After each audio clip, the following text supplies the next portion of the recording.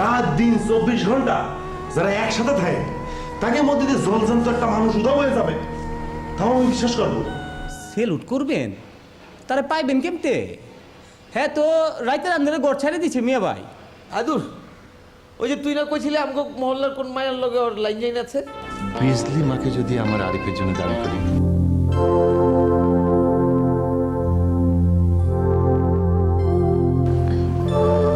সেটা তো খুবই ভালো কথা। এখানে ভালো কি দেখলি? বিয়ে তো ঠিক করছে আমার সাথে। ভালো না, তোমার বিয়েটা হয়ে গেলে আমার সিরিয়ালটা। তুই আমেরিকা যাবি না, দেশের মায়ে দেশে থাকবি, এর লেগে তোর এরাই তোর আন্ধারে পালাই যেতেইব। না আসলে হয়েছে কি, তারা ভাই মানে বকুলের মামা ওকে খুব প্রেশার করছিল। এইটা একটা কথা হইলো? মামা যদি ডিস্টার্ব করে আমাকে আগে কইতো, আমরা কি এই মহল্লায় মইরা গেছি নাকি? মামা মুমার টেক নিয়ে আমি ভেঙে দিতাম না? ভালোবাসা পেতে যাই বিজলি মহল্লা, বিজলি মহল্লা, বিজলি মহল্লা। তার ভাই যাওয়ার হয়ে গেছে, আমি দেখি বকুলকে খুঁজে পাই কিনা, পেলে আমি আপনার কথা বলবো। অবশ্যই কইবা, দরকারে আমি নিজে ওরে গিয়ে লয়ে আমো। আরে দেশের প্রতি ভালোবাসে এরকম পোলা কই পাইবা তুমি? ওরে তো এই মহল্লায় আইনা গাঢ় বলার দেওয়া উচিত। উইয়ে তো এই বিজলি মহল্লার করবো। আচ্ছা তারা ভাই, আপনার সংবর্ধনা অনুষ্ঠান তো এগিয়ে এলো। তাই আছে, কিন্তু মনটাই তো খারাপ হয়ে গেল। ওই দিমু নাকি প্রোগ্রামটা ক্যান্সেল কইরা?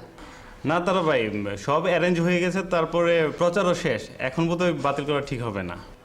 আর রিজবি কইতা ছিল তোমার মনটা নাকি বকুলের লেখা খারাপ হয়ে রয়েছে, অনুষ্ঠান তো তোমারই করতে হইব। অসুবিধা নাই, আমি সব ব্যবস্থা করে রেখেছি, দেখবেন সব ঠিক হয়ে যাবে, আপনি কোনো চিন্তা করবেন না, দেখবেন ঠিক হয়ে যাবে। ঠিক আছে, তুমি যখন কইতাছ। আর কবি, তুমি কিন্তু এখনো প্রধান অতিথি আইনা দিবার পারো নাই। শেষ পর্যন্ত কিন্তু আমি তোমারই প্রধান অতিথি বানাই দিব, কয়ে দিলাম। আমি তো সেই কথা অনেক আগে কইছিলাম মিয়া ভাই। এক কাম করি, এই কবি সাহেবের নামটা মাইকে ঘোষণা দিয়ে দেই, কি কন?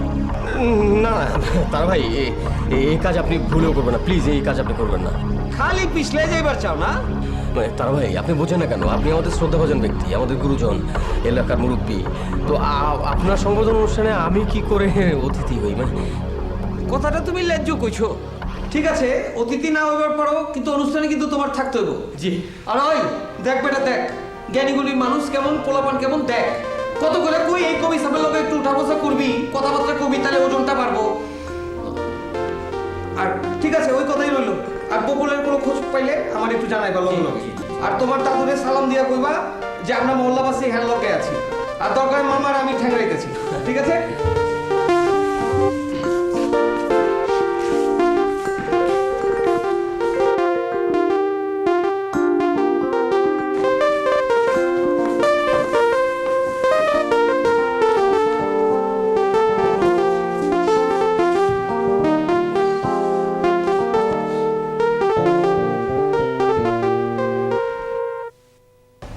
দাদু, আমি বকুল ভাইয়াকে বকু বলে ডাকি বলে সে বুঝে আমার উপর রাগ করে চলে গেছে?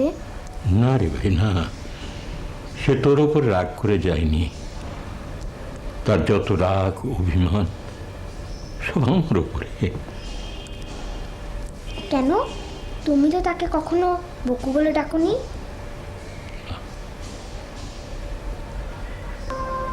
আমি কখনো তাকে বকু বলে ডাকিনি রে।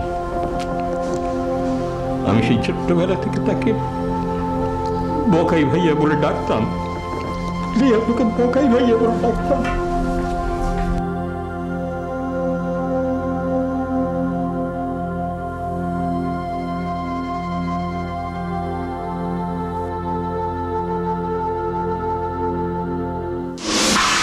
বকু তোমাকে দাদু ডাকছে।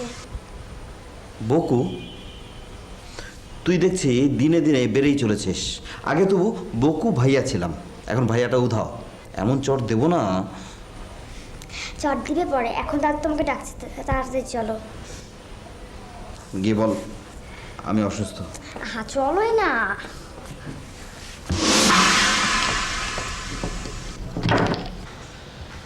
কি ফেললি রে?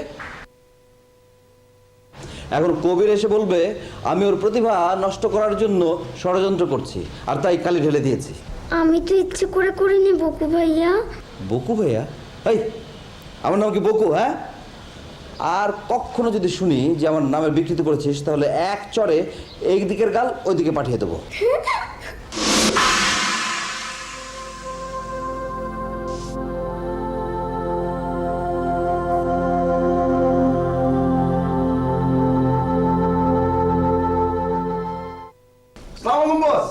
আরে আরে মুন্না, আসো আসো বসো। হ্যাঁ সরি সরি বস, ওর নাম হচ্ছে সরি, বুঝছেন? ও আমার কাছের একটা পোলা আর কি। তো তোমার খবর কি? সারা বেলা কবে? এই তো বস, সারা বাইরে আপনারা ফোন দিচ্ছি বস, কিন্তু আপনি মোবাইলে সিম চেঞ্জ করতে এর লাগে আপনাকে পাই নাই। বুঝোই তো, মাঝে মাঝে সিম চেঞ্জ করতে হয়। তদবির পার্টির অনেক প্রেশার। বস আপনার তো বিয়ে তো ছাড়া পাইলাম, তোর পার্টির প্রেসারে যদি সিম মিম চেঞ্জ করে দেন আমও কি? তোমার কথা আলাদা, তোমাকে একটা স্পেশাল নাম্বার দিই। অসুবিধা নেই তো বস, এটা আমি সবাইকে দিই না। বস আপনি আছেন বলে তো বাইকে আছি, ইমানে কোথাছি বস। ছাড়া পাওয়ার লগে জেল গেট থেকে আপনার একটা সালাম দিবার লেগে আপনার অফিসে আয়া পড়ছি। আসসালামু আলাইকুম। তোমাদের জন্য আর এমন কি করতে পারি, তোমাদেরকে আমি স্নেহ করি, বিশেষ করে তোমাকে। বস কি যে কম না, তোমরা সমস্যায় পড়লে আমার খারাপ লাগে, তাই কিছু করার একটা চেষ্টা করি। তো চা খাবা? বস লিখে আলা আমাকে মহলা।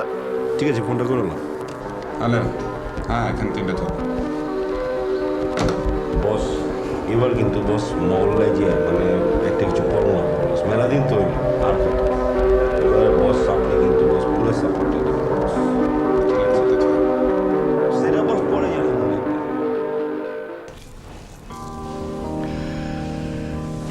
একজন ডাক্তার ডাকা দরকার না? সন্ধ্যায় ডাক্তার এসে দেখে গেছে সামান্য ভাইরাস ফিভার, দুশ্চিন্তার জন্য একটু প্রেশারটা বেড়ে গেছে, এই যা। দাদু এখন বুঝলাম আমরা আসলে কেউ না, বকুলই তোমার সব, একমাত্র নাতি। ওর জন্য দুশ্চিন্তা করতে করতে তুমি অসুস্থ হয়ে যাচ্ছ। খুবই হাতের 5টা আঙুল সমান না রে ভাই, এর যে কোনো একটাতে ব্যথা লাগলে সে ব্যথা কি কম বেশি হয়? হয় না। বুঝলাম, কিন্তু বকুল তো নাবালক না দাদু, যেখানে যাক ও ভালো আছে। ওর জন্য এত দুশ্চিন্তা করছো কেন? দুশ্চিন্তা করতে করতে তুমি অসুস্থ হয়ে যাচ্ছ। কোনো যুক্তি দিয়েই মনকে বোঝাতে পারি না রে দাদু ভাই। শুধু কি বকুলের জন্যে, তোদের জন্য কি আমার কম দুশ্চিন্তা হয়? আহা বাদ দাও না দাদু, চুপ করো তো এখন, একটু ঘুমানোর চেষ্টা করো। তুমি যাও তো এখন। ওরে না না দাদু ভাই, তুই একটু আমার কাছে বস। দেখ, তোদের কতবার আমি বলেছি, তোদের বোঝানোর চেষ্টা করেছি, সময় কারোর জন্য বসে থাকে না। আমিও তোদের জন্য কিছু করে যেতে পারলাম না রে দাদু। এসব কথা এখন থাক, ঠিক আছে? তুমি সুস্থ হয়ে ওঠো, তারপরে একটা আলোচনা করা যাবে, ওকে? তুই বড়ই অভাগা রে দাদু। এই এই শহরের বুকে তুই বাঁচবি কি করে? লেখাপড়াটাও তো শেষ করলি না। তুই যে যুদ্ধ করলি তার সামান্য রংটাও যদি কোথাও থাকতো, তাহলে একটা সান্ত্বনা খুঁজে পাওয়া যেত। চুপ দাদু, আর একটা কথাও না, চোখ বন্ধ করে একদম ঘুমিয়ে থাকো। তুমি যাও তো এখান থেকে। হ্যাঁ, একটু থাক। আমি আর কথা বলবো না রে।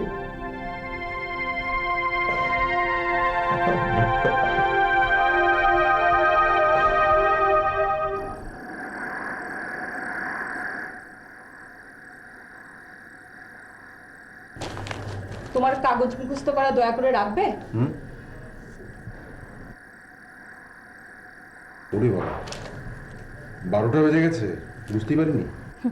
তোমার সংসারের 12টা বেজে গেলেও তুমি বুঝতে পারবে না, এমনিই হবে। আরে না না, এই তুমি থাকতে আমার সংসারে 12টা কখনোই বাজবে না, সেটা আমি ভালো করে জানি। ও তাহলে জেনে শুনে বুদ্ধি করেই আমার উপর সব চাপিয়ে দিয়ে উদাস উদাস ভাব করে থাকা হয়, তাই না? হ্যাঁ না, ও আচ্ছা আচ্ছা, শোনো, তোমাকে না একটা জরুরি কথা বলবো বলবো করেও বলা হচ্ছে না। কেমন তোমার জরুরি কথা যে বলাই হয় না? না মানে সেদিন তুমি যে শাহেদের প্রস্তাবে রাজি হয়ে গেলে, কিন্তু একবারও কি তুমি মেয়েদের পছন্দের ব্যাপারটা?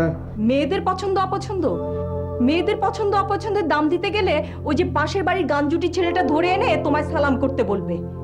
যা বোঝো না তা নিয়ে কথা বলতে এসো না। আর তোমাকে বলেছিলাম না মেয়েদের হয়ে আর কখনো ওকালতি করতে আসবে না। ইয়ে মানে ওরা তো এখন স্টুডেন্ট, মানে এই তো সবে ইউনিভার্সিটিতে ভর্তি হলো, এখনই বিয়ে শাদির কথা ভাবা কি? তোমাকে বলেছি না যা বোঝো না তা নিয়ে কথা বলতে এসো না। যারা লেখাপড়া করতে চায় তারা বিয়ের পরেও ভালো রেজাল্ট করতে পারে। আর তোমার মেয়েদের যা চালচলন দেখছি তাতে কখন কি ঘটিয়ে বসবে তার গ্যারান্টি কে দেবে? বাপের কার্বন কপি হয়েছে তো। হ্যাঁ, বাপের কার্বন কপি? না না, তা কেন হবে? আরে বাবা তো ফাইনাল পরীক্ষা দিয়ে তবে বিয়ে করেছিল। হ্যাঁ, বাবার ফাইনাল পরীক্ষা শেষ হয়েছিল, কিন্তু মায়ের পরীক্ষা তো সহ্য হয়েছিল? এত বকবক না করে এখন লাইটটা বন্ধ করে ঘুমিয়ে পড়ো।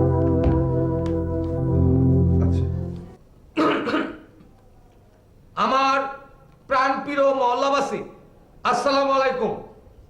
আপনারা এইখানে এই মহৎ অনুষ্ঠানে হাজির হয়েছেন, এর লেগা আপনাকে ধন্যবাদ। আপনারা জানেন আমি তারা বিজলি মহল্লার আকাশে সবসময় তারার মতো জ্বলে থাকি, মহল্লার ভালো মন্দে থাকি।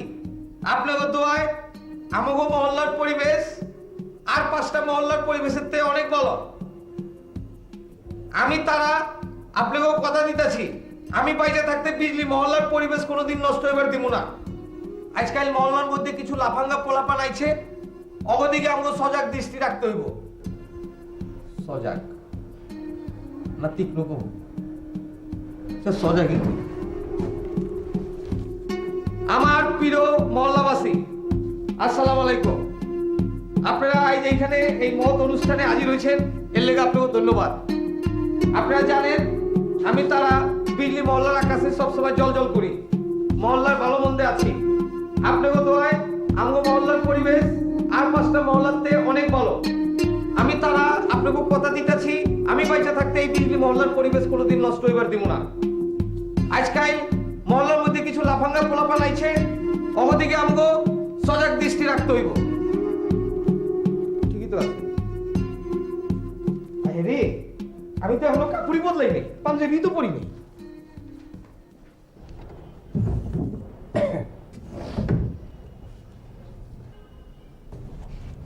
কোন জায়গায় যাচ্ছিস? দাদুর ওষুধ কিনতে। পলাশ কোন জায়গায়? তারা ভাইয়ের সম্বোধন অনুষ্ঠানে বোধহয় ব্যস্ত। বাড়ির মধ্যেই এত বড় একটা ঘটনা ঘটে গেল, তা নিয়ে তোকে কোনো রকম কোনো শোক তাপ নেই, সম্বোধনা করে বেড়াচ্ছে। ভালো।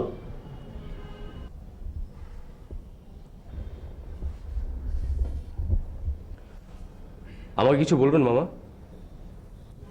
বলতেই তো আইলাম। আচ্ছা, তোর কাছে কি বদমাইশটার কোনো ছবি আছে? কে, বকুল? তা আমি এই সময় আর কার কথা কব? আমার কাছে নেই, পলাশের কাছে থাকতে পারে, খুব জরুরি। কিরম কথা কইস আমি বুঝি না কিছু। আরে জরুরি না থাকলে কি আমি আসতাম? আমি বিষয়টা ওইভাবে বলিনি। ভিসার জন্য তো সমস্ত ছবি আপনার কাছেই ছিল। আরে সব সহ ভরে একটা প্যাকেটে ওর কাছে আমি দিলাম, এতগুলো টাকা দিয়ে টিকিট কিনা হলো। আচ্ছা ঠিক আছে, পলাশ আসলে আমি জিজ্ঞেস করবো ওর কাছে আছে কিনা। কবি যে খুব জরুরি দরকার। ভাবতেছি পত্রিকায় একটা বিজ্ঞাপন দিয়ে দেবো, তাও হিসাবে জবানীতি। দাদু জানে বিষয়টা? সব ব্যাপারে কি তোর দাদা জানার দরকার নেই? না, আপনি বললেন না যে দাদুর জবানিতে আপনি দেবেন। ঠিক আছে, দরকারে আমার জবানীতি দেবো, কোনো অসুবিধা আছে? লিখে দেবো, বকুল ফিরে এসো, তোমার দাদু মৃত্যু সজ্জায়। এতে তো আর তোকে কোনো আপত্তি থাকার কথা না, কথাটাও তো মিথ্যে না।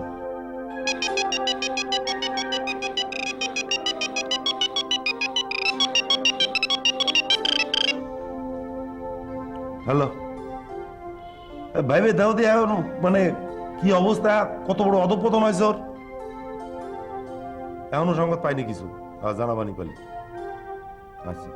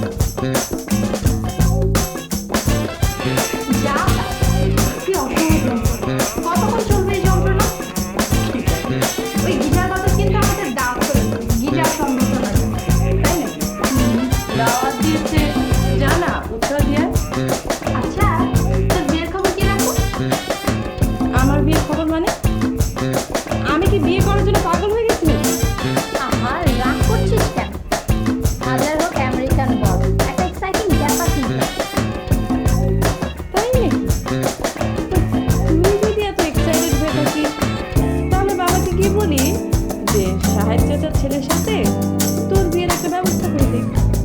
না না না, দেশ ছেড়ে আমি যেতে চাই না। খুব দেশপ্রেমিক হয়ে গেছিস মনে হচ্ছে। ও আপু, তোকে তো বলাই হয়নি, আমাদের মহল্লার ওই নব্য কবি নিরুদ্দেশ হয়ে গেছে। শুনেছিস? কোথা থেকে তুই সব আজগুবি খবর পাস না? আজ কবি না আপু, আমেরিকান ভিসা প্রত্যাখ্যান করে বিয়ে করছে। ভাবো কত বড় দেশপ্রেমিক।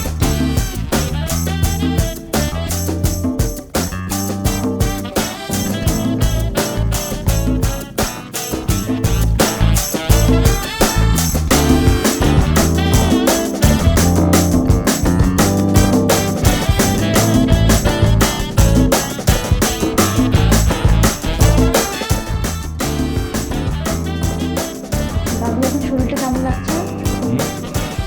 হয়তো ভালো আছে, ভালো আছে। আচ্ছা ইয়ে আমি দেখছি সেটা খুব গান বলছে কেন? ওই কি যেন বলার করছিল, তারা ভাই নাকি আছে, তাকে একটু সম্বোধনা দিচ্ছে। তারাকে সম্বর্ধনা দিচ্ছে কারণ তাকে বলতে পারছি না দাদু। ও তো কিছু রাখছি আশেপাশে কি ঘুরছে কি ঘুরছে না ঘুরছে দেখ ভাই ভাই এই যে তাকে কিছু দিব খেতে? চল বসো, আমি নিয়ে আসছি। Thank you